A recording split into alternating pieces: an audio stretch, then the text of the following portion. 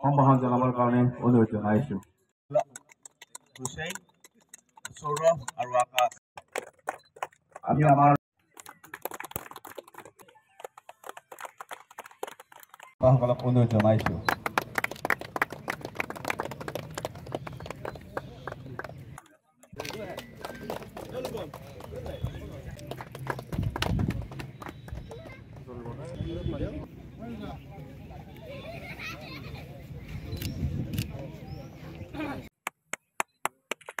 আমাৰ পেভিলিয়নৰ পৰা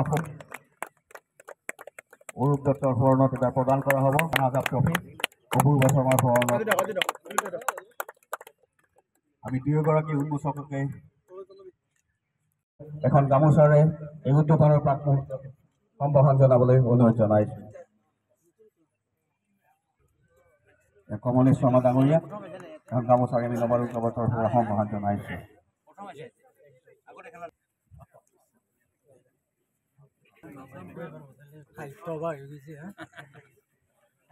নাম কমাইছে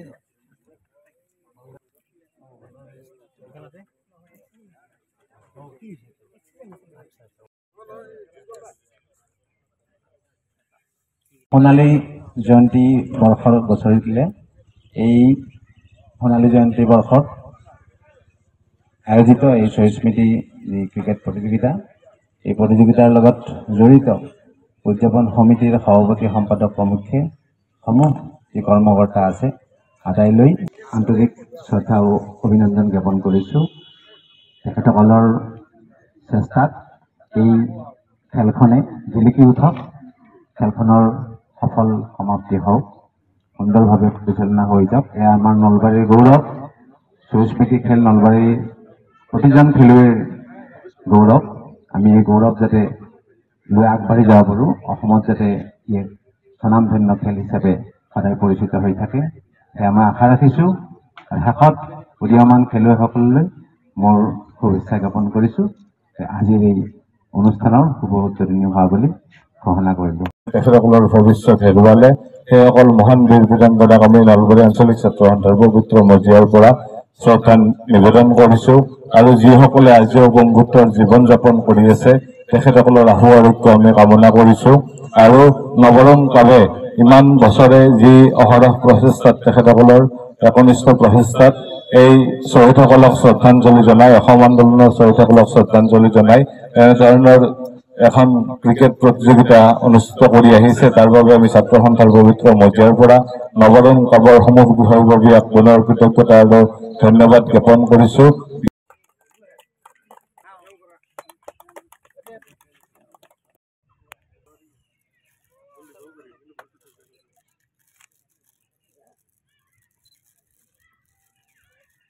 বিভিন্ন ধৰণৰ খেলাৰ লগত ওতঃপ্ৰোতভাৱে জড়িত হৈ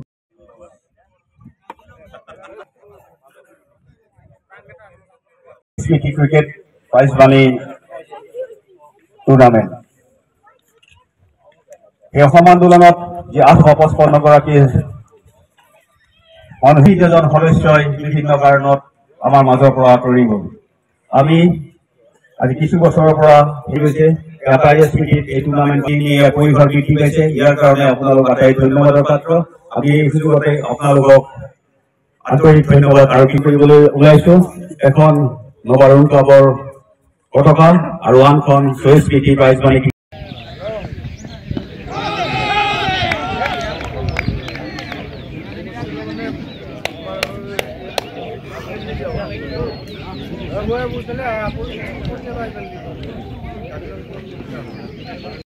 এইবেলি সোণালী জয়ন্তী বৰ্ষ 1975 চনত স্থাপিত হোৱা এই নৱৰং ক্লাবৰ এইবেলি 50 বছৰ আৰু এই 50 বছৰীয়া পৰিক্ৰমাৰ আমি বিভিন্ন কাৰ্যসূচীৰ লগতে এইবেলি এই টুৰ্ণামেণ্টখনি আৰু অলপ বেলেগ ধৰণে পাতিবলৈ অৰ্থাৎ অলপ বিশেষ ধৰণে পাতিবলৈ আমি চেষ্টা চলাই আছোঁ।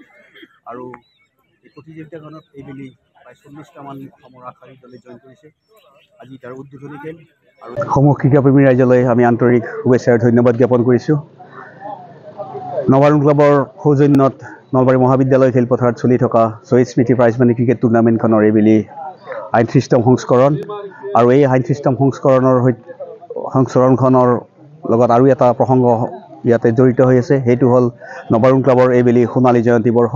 1975 চনত স্থাপিত হোৱা এই নবাৰুণ ক্লাবৰ এইবেলি 50 বছৰ আৰু এই 50 বছৰীয়া পৰিক্ৰমাৰ আমি বিভিন্ন কাৰ্যসূচীৰ লগতে এইবেলি এই টুৰ্ণামেণ্টখনো আৰু অলপ বেলেগ ধৰণে পাতিবলৈ অৰ্থাৎ অলপ বিশেষ ধৰণে পাতিবলৈ আমি চেষ্টা চলাই আছোঁ আৰু এই প্ৰতিযোগিতাখনত এইবেলি প্ৰায় 40টামান অসমৰ আগশাৰীৰ দলে জইন কৰিছে আজি তাৰ উদ্বোধনী খেল আৰু এই উদ্বোধনী খেলত অংশগ্ৰহণ কৰিছে গুৱাহাটীৰ চমুকে পিটা private information technology and telecommunication association তেওঁলোকৰ লগতে ইয়াতে খেলিছে পাঠশালাৰ ফ্লাইং ষ্টাৰ 11 দলে দুইটাই এছ'চিয়েশ্যনৰ টীম আমি আশা কৰিছোঁ তাৰ লগতে আৰু তাৰ পিছতে কালিৰ পৰা ইয়াৰে পৰৱৰ্তী মেচসমূহ দিনে দুখনকৈ খেলোৱা হ'ব প্ৰথম পৰ্যায়ত আমি বতৰৰ প্ৰতিকূলতা বা এনেকুৱাবিলাক সম্ভাৱনা ৰাখি আমি প্ৰথম অৱস্থাত দুখনকৈ মেচ আমি ইয়াতে খেলাম 20 অভাৰৰ ফৰ্মেটত দুখনকৈ মেচ হ'ব আৰু তাৰ পৰৱৰ্তী পৰ্যায়ত হয়তো এখনকৈ মেচ হ'ব আৰু অভাৰৰ সংখ্যাও বাঢ়ি যাব পাৰে আৰু আমি আশা কৰিছোঁ